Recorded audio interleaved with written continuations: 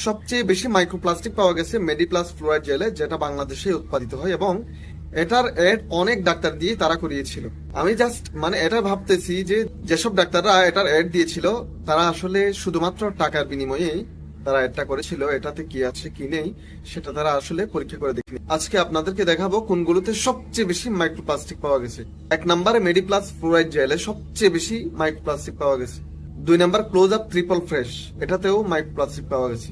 3 নম্বর close up menthol fresh, এটাতেও অনেক বেশি মাইক্রোপ্লাস্টিক পাওয়া গেছে।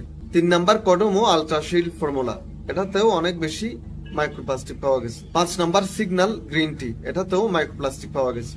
6 নম্বর পেপসোডেন্ট সল্ট, এটাতেও মাইক্রোপ্লাস্টিক পাওয়া গেছে।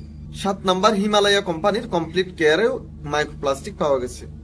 8 নম্বর সেন্সোডাইন ফ্রেশ মিন্টেও মাইক্রোপ্লাস্টিক পাওয়া গেছে। আমরা যথাসম্ভব এগুলো ব্যবহার থেকে বিরত থাকবো, এগুলো আমাদের ব্যবহার করার দরকার নেই, কারণ এটার বিকল্প আমি আরেকটা পাচ্ছি, এবং যেটা বিকল্প সেটাতে যদি মাইক্রোপ্লাস্টিক না থাকে এবং শরীরের জন্য ভালো হয়, আমি এটা কি জন্য ব্যবহার করব।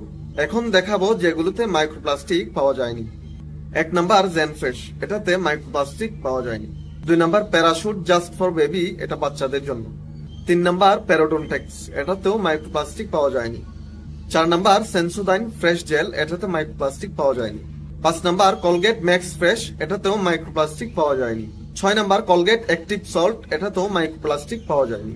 7 নম্বর কডোমোর একটি টুথপেস্ট, যেটা বাচ্চাদের জন্য, এটাতেও মাইক্রোপ্লাস্টিক পাওয়া যায়নি। এখন দেখতে পাচ্ছি অনেকেই মাইক্রোপ্লাস্টিক পাওয়া গেছে, তো কি হয়েছে, এরকম একটা তারা সাফাই গাচ্ছে কোম্পানিদের পক্ষে যে আমরা বিভিন্ন ভেজাল খাচ্ছি যেগুলোতে আমাদের সমস্যা হচ্ছে না, তো এটা সামান্য মাইক্রোপ্লাস্টিক যদি পেটে যায় তাহলে কি হবে। যেটাতে সমস্যা পাওয়া গেছে এবং যেটা প্রমাণিত, সেটা আমরা কি জন্য ব্যবহার করব। তার অর্থাৎ আমরা বিভিন্ন ভেজাল খাচ্ছি বলে কি আমরা এটাও ইউজ করতে হবে। বিভিন্ন ধরনের খাবার খাচ্ছি যেগুলোতে অনেক ক্ষতিকর ব্যাকটেরিয়া থাকে, ভাইরাস থাকে, অথবা এরকম অনেক ক্ষতিকর উপাদানই থাকে আমরা যা খাচ্ছি। কি একটা কথা, আমরা ওগুলো খাচ্ছি বলে আমাদের এটা ইউজ করতে হবে, বা আমরা এটা ইউজ করলে কোনো সমস্যা নেই। কেন আমরা ওইসব খাবার খাবো না, এটা ইউজ বন্ধ করব, এবং যেসব খাবারের সমস্যা আছে, যেসব খাবারের ক্ষতিকর উপাদান থাকে, সেগুলো একটা একটা বের করব, সেগুলো একটা একটা বের করে আমরা সেগুলো আর ইউজ করবো না। দর্শক, ভিডিওটা সচেতনতার জন্য শেয়ার করে সবাইকে দেখার সুযোগ করে দিবেন।